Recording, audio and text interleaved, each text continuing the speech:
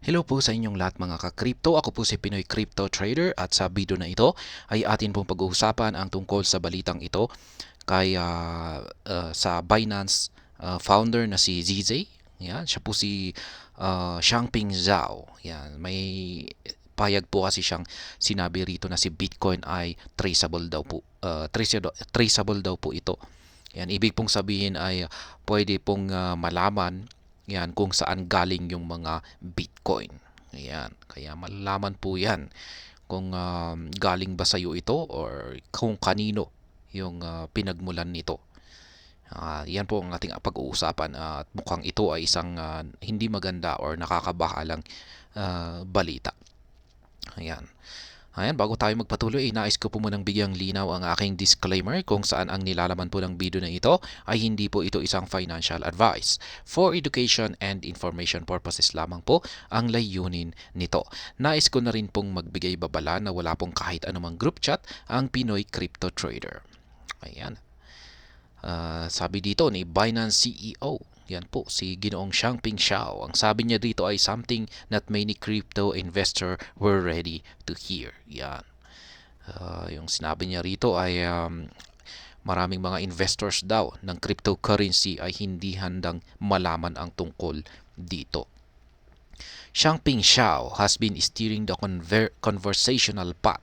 He has put Bitcoin and traditional cash on the same playing field and made an intriguing point. Bitcoin, unlike the cash you might keep in a home safe, leaves a digital trail. Ayan, digital trail. Parang ito yung malalaman natin kung saan ito dumaan, yung mga transactions nito. Ayan, malalaman natin. Yan yung digital trail kumpara sa cash, actual cash. Yan yung tunay na pera na ating tinatago sa loob ng ating bahay. Ayan, kasi yung pag tinago natin yung actual na pera ay mahirap nang malaman kung saan mo yan tinago. Ayan, kung pag linabas mo sa bangko ay tapos hindi na po natin malalaman kung saan mo ito dinala. Yan, pwedeng ginastos mo yung pera. Yan, linagay mo sa iba or pwede mong inuwi ito at tinago sa loob ng iyong bahay. Ayan, hindi na wala itong trail. Yan, hindi natin malalaman unless na may sumunod na tao sa iyo na hindi mo kilala tapos minanmanan ka.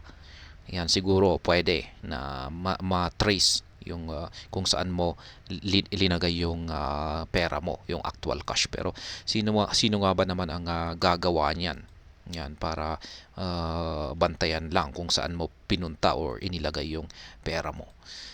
Yan, unless na yung tao na yan ay talagang may masamang balak sa iyo, talagang malaki yung cash na linabas mo.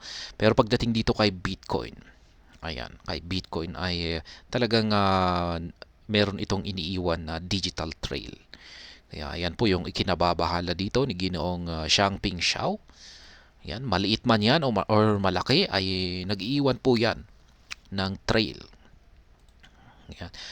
Now, is Bitcoin traceable? In a way, yes. Yan raw. Traceable si Bitcoin. The blockchain is like a digital notary, stamping its approval on every transaction you make. It is all out there in the open. While this might give you a moment's pause, consider the flip side. The open book policy is what lends blockchain its credibility. It is a balancing act between transparency and privacy. Ayan. Na traceable na po ngayon si Bitcoin. Ayan, sa madaling salita ay malalaman natin yung kung saan dumaan yung mga transaction. Every transactions na ginagawa mo rito ay yan, naka-record po yan. Kaya kung talagang iti-trace nila yung Bitcoin mo, kung saan mo ito linagay, kung saan mo ito pinasok, ay pwede. Yan, malalaman po at malalaman yan. For the privacy aficionados among us, there is a side door, cryptocurrency like Monero. Ayan, si Monero po. Yan, sa mga talagang gusto talaga nila, yung hanap talaga nila, yung talagang may privacy talaga. si Monero yung cryptocurrency na para sa kanila. Yan. These are the incognito browsers of the crypto world, masking your financial comings and goings. They are your ticket if you are not keen on broadcasting your transactions. Ayan. Tulad po ni Monero, si Monero po yung talagang anonymous dito. Hindi po kagaya ng ibang mga cryptocurrencies na pwede pong matrack or matrace yung mga transactions nito. Ayan. Pero si Monero ay yan nga.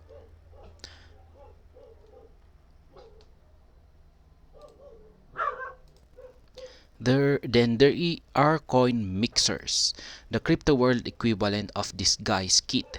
You toss your Bitcoin in and it emerges scrambled. It origins obfuscated. Yan, meron daw pong tinatawag na coin mixer. Yan, ito po yung nagdi-disguise. Yan, parang yung nangyayari dito ay parang kapag tinos mo raw si Bitcoin, ayan, ang magiging ito ay bumagsak, ang kalalabasan nito ay parang nabasag ito at nagkaroon ng scramble. Kaya yan, hindi na natin malalaman kung saan ito nanggaling. Ayan, hindi na natin ito matitrace. But there is a catch. It is not foolproof. Ayan, yun nga lang ang hindi maganda rito. Hindi raw ito foolproof. Ibig sabihin ay hindi raw po ito 100% na effective. Kaya yan, companies like Chain Analysis are crafting tools to peel back this layer of disguise, making mixers less of sure bet. Ayan, meron daw mga companies na tulad ni Chain Analysis ang siyang nagbibigay ng mga tools yan para matanggal yung mga disguise na ito, layers na nagdi-disguise na tulad ng coin mixers na ito. Ayan, parang dinidecode. Ayan, kung pag na-decode yan, ay wala na, matitrace na yung naging galaw dito ni kung saan galing si Bitcoin. Kaya yan, hindi raw ito sure bet. So what are the takeaway from ZZ's commentary? It is not just hot air. He is spotlighting a fundamental Bitcoin trait. Traceability is not just a feature. It is a conscious trade-off between openness and privacy. If you are looking to sidestep this, there are avenues, but tread carefully. The game of digital hide and seek is getting more complex and the seekers are leveling up every single day. Yan po yung sinabi ni ZZ. Ngayon ay ano nga ba ang meron dito sa ano ba nga ba yung talagang tunay na kinababahala rito ni ZZ? Ayan, at kung bakit parang yung nangyayari kasi dito kay Bitcoin, linabas po siya. Ayan, na decentralized, kaya talagang anonymous, walang nakakaalam kung sino yung nagmamay-ari sa isang Bitcoin. Ayan, ngayon ay unting-unti na gumagawa na sila ng paraan para malaman yung mga kung sino yung mga nagmamay-ari sa mga Bitcoin. Ayan, kung pag nangyari na yan ay parang mawawalan na ng saysay ang Bitcoin, ang crypto. Ayan. Kasi matitrace na nila yan. Kung pag na-trace na nila yan, malalaman nila, lalong-lalo na kung malaki yung hawak mo. Malaki yung hawak mo na Bitcoin.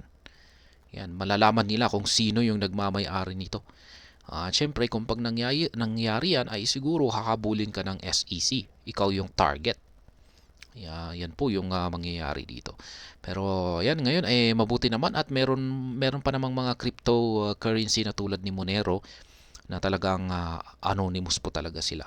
Kaya baka siguro baka hindi magtatagal ay gagayahin si Monero. Yan, gagayahin po ng ibang mga cryptocurrency. Yan po yung ikinababahala dito ni Ginoong ZZ. Ayan, pero sa tingin ko ay baka gagawan nila ito ng paraan kasi ito nga talaga yung pinaka purpose ng Bitcoin or mga cryptocurrencies. Decentralized, ayan, tapos anonymous. Kaya ayan, pwede mong ilagay rito yung amount ng pera mo na walang nakakakilala sa iyo. Yan, hindi nila alam, walang nakakaalam na ikaw yung nagmamay-ari nito. Yan, at saka yan ngayon sinasabi na privacy. Yan, privacy, security. Yan, at saka decentralized. Walang kumukontrol na iba.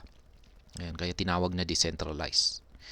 Kaya yan po ang aking masasabi sa balitang ito. Sana po ay inyong nagustuhan ang aking paliwanag dito. Kung inyo po itong nagustuhan ay pakiclick lamang po ang like button nito. Para naman po sa mga bago lamang dito, kayo po ay aking inaanyayahan para mag-subscribe. Pakiclick na rin po ang bell icon nito dahil ito po ang siyang magsisilbing notification nito sa mga bago kong videos na akin pong ina-upload sa aking YouTube channel na ito. Marami pong salamat sa panonood. Ingat po tayo lagi at God bless po sa ating lahat.